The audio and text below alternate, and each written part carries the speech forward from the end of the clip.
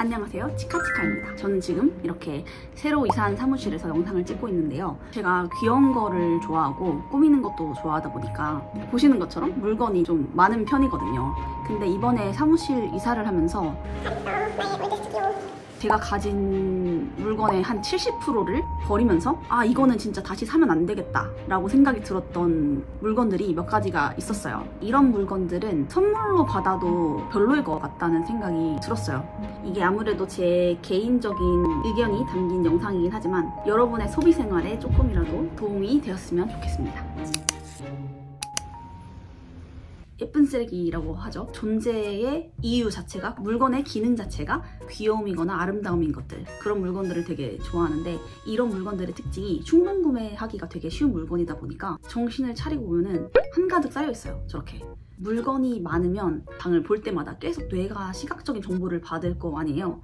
아무것도 없는 벽이랑 이렇게 비교를 해봤을 때 당연히 더 많은 에너지가 쓰이겠죠? 이 뇌 에너지도 자원이잖아요. 그게 무한한 게 아니란 말이죠. 내가 집중을 해야 되는데 그 정보를 차단해야 되는데 에너지가 쓰인다면 정작 중요한 데는 쓰지 못하는 거죠. 이게 아무리 무의식적인 수준이라고 해도 매일매일 쌓이면 분명히 정신건강이나 뭐 업무 효율에 지장이 간다고 저는 생각합니다. 저번 작업실에서 물건이 너무 많아서 지난 1년간 굉장히 불행했어요. 그리고 장식품은 살 때는 되게 값이 많이 나가는 것들도 많은데 팔 때는 가격이 헐값이 되는 것들이 많거든요.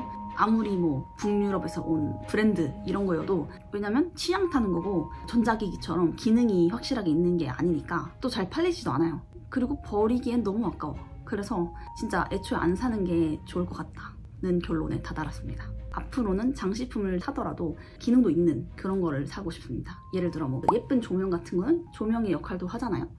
그리고 이 장식품은 선물로도 되게 별로구나 라고 느꼈던 게, 내가 생각했을 때 내 친구 취향이 이런 것 같아, 아니면 내가 보기에 너무 예뻐, 그래서 사줬는데 친구가 받았을 때 그게 미묘하게 취향에 어긋나거나 마음에 안 드는데 당근해버리기도 그렇고 뭐 버릴 수도 없고 친구가 준 선물이니까, 그러니까 이게 계속 물건이 그냥 쌓이는 거예요. 애매해지는 거죠. 그래서 선물로도 비추천합니다.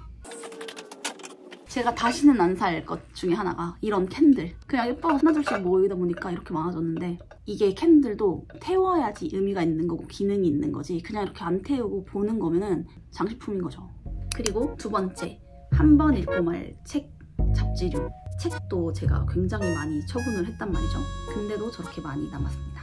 이제는 제발 도서관에 가서 먼저 빌려보고 너무 좋아서 또 읽고 싶다, 정말 소장하고 싶다 했을 때 사도 늦지 않다는 생각을 많이 했습니다.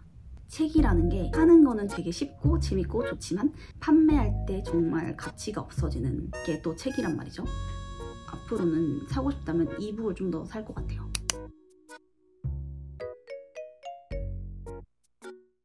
제가 또 잡지를 정기구독해서 보는 거를 좋아하거든요.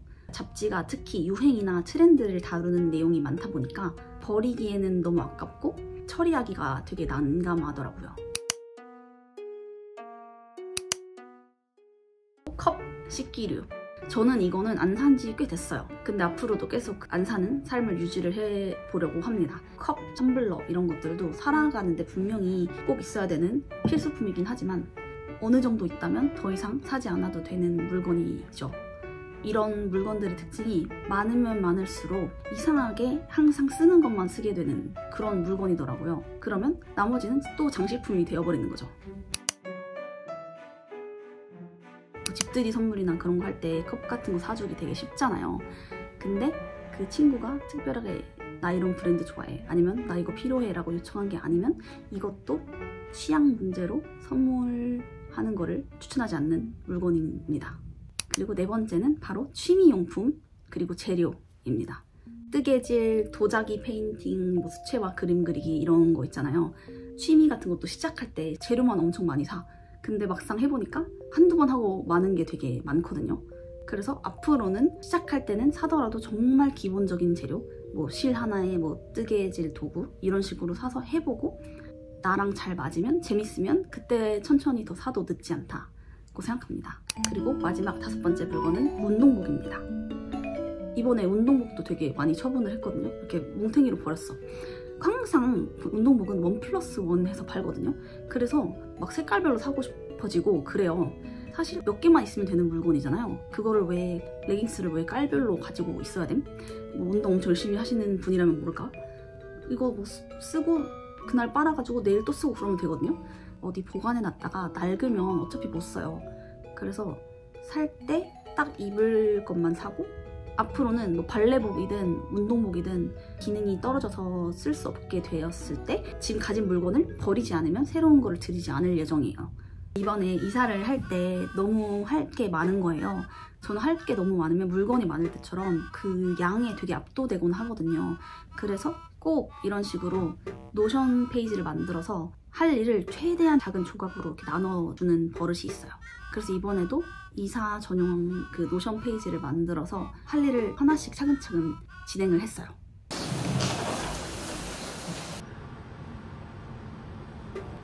그리고 제가 물건을 반 이상 버렸다고 했잖아요. 당근에도 올리고 당근에 하나하나 올리기 조금 번거로운 짜잘한 물건들은 노션에다가 테이블을 만들어서 하루를 나를 잡고 플리마켓을 열었어요. 옛날에 제가 호주 살았을 때 지나가다가 가라지 세일 이런 거 다니고 그랬거든요. 그런 생각도 새록새록 나고 되게 재밌었습니다. 물건을 많이 가지고 있으면 그 물건을 어디다가 놔야 되잖아요. 그 저장 공간 자체도 돈이고 자원인 거고, 또 이거를 처분할 때 버릴 때도 그냥 버리는 게 아니라 폐기 비용이 들잖아요. 당근을 하더라도 당근에 하는데 시간적인 자원이 들고 그러는 건데, 가능하면 애초에 그 팔아야 될 물건을 만들지 말자. 쓸데없이. 앞으로는 정말 잘 고민하고 생각해서 사려고 합니다. 네, 여러분, 그리고 작업실을 이렇게 좀 조금씩 꾸미고 있습니다. 물건을 70% 버렸는데도 저렇게 많죠? 이제 더 이상 서랍이나 상자 같은 데 들어있는 장식품은 다 처분했습니다. 이제 예쁘게 좀 꾸며서 새로운 오피스 투어도 영상으로 담아볼게요.